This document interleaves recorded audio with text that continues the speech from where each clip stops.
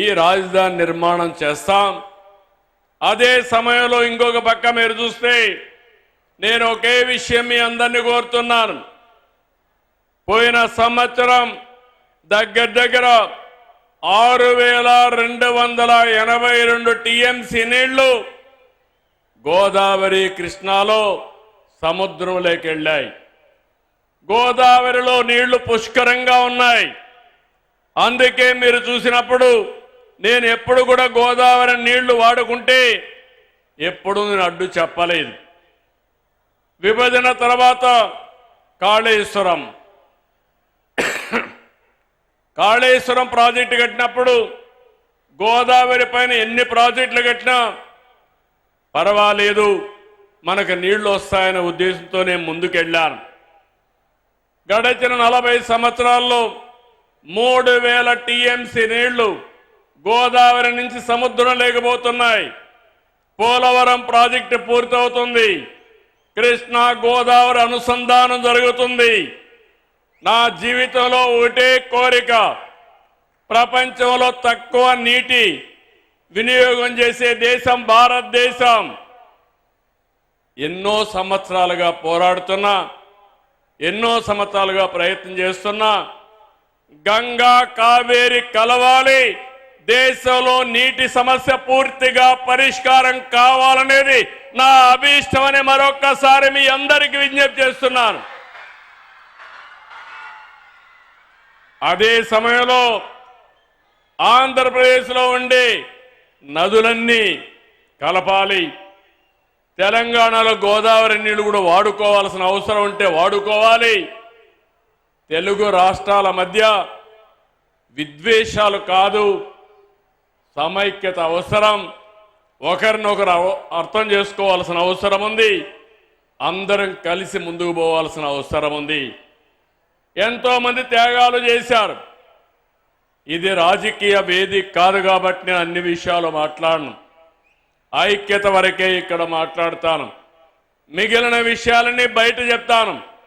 కానీ నా జీవితాశయం ఒకటి, నీటి విషయంలో కానీ సహకారంలో కానీ తెలుగు వారందరూ కలిసి ఉండాలి. ప్రపంచంలో ఎక్కడున్నా మనల్ని గుర్తించేది ఏకైక భాష, అది తెలుగు భాష.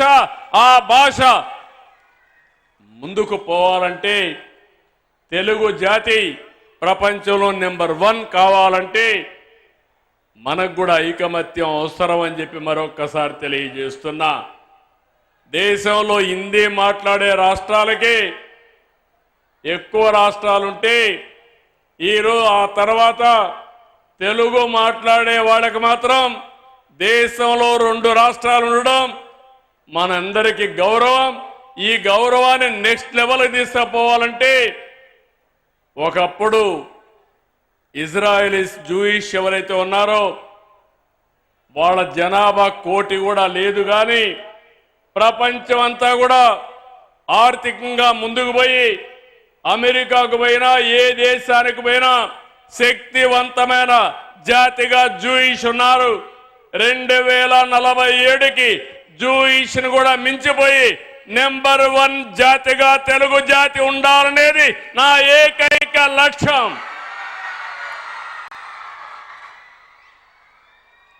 అందులో ఈరోజు ఇక్కడుండే మన మిత్రులందరూ ఇక్కడ ఉన్నారు.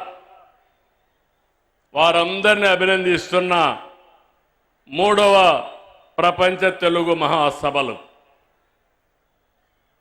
ఈ సభల్ని నిర్వహించినటువంటి ఆర్గనైజేషన్ని మనస్ఫూర్తిగా అభినందిస్తూ ఇప్పుడే కొన్ని విషయాలు మాట్లాడారు.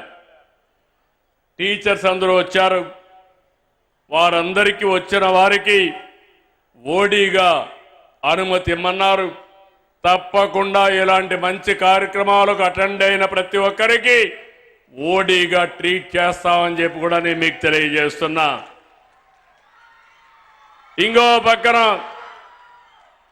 ఇప్పుడే మన మిత్రులైనటువంటి అయ్యన్న పాత్రుడు గారు, శ్రీనివాస్ గారు కొన్ని విషయాలు చెప్పారు. ఆ విషయాలను చూసినప్పుడు శ్రీనివాస్ గారు అయితే చాలా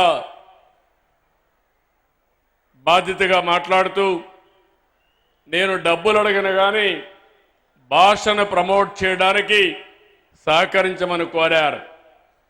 మనమందరం కూడా ఇంగ్లీష్ క్యాలెండర్ ప్రకారం ఫాలో అవుతాం. ఓసారి మన పండుగల్ని బాగా జరుపుకోవాల్సిన అవసరం ఉంది.